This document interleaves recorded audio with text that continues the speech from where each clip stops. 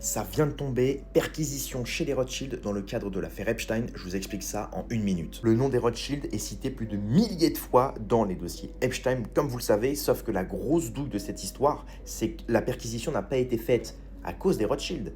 Elle a été faite à cause d'un diplomate français qui a travaillé chez les Rothschild pendant 2 ans. Son nom, c'est Fabrice Hayden. C'est un diplomate français qui a travaillé au Quai d'Orsay et qui est cité dans les dossiers Epstein pour avoir discuté avec Epstein. Et le plus hypocrite, c'est que la perquisition des locaux a été faite avec Ariane de Rothschild, qui elle-même a discuté avec Epstein.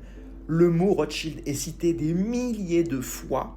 Mais ça va, tranquille. Non, nous, ce qui nous intéresse, c'est un diplomate français qui a discuté avec Epstein et qui a travaillé chez les Rothschild. Par contre, le fait que Ariane de Rothschild ait parlé avec, et dîné même avec Jeffrey, non, ça, on s'en fiche. Le mot Rothschild est cité des milliers de fois dans les dossiers. Non, ça, on s'en fiche. Ce qui nous intéresse, c'est ce diplomate français. Et donc, ça prouve encore une fois qu'il n'y aura absolument rien pour les Rothschild. Évidemment, c'est eux qui contrôlent tout en France. Souvenez-vous, regardez Macron pour qui il travaillait dès 2007.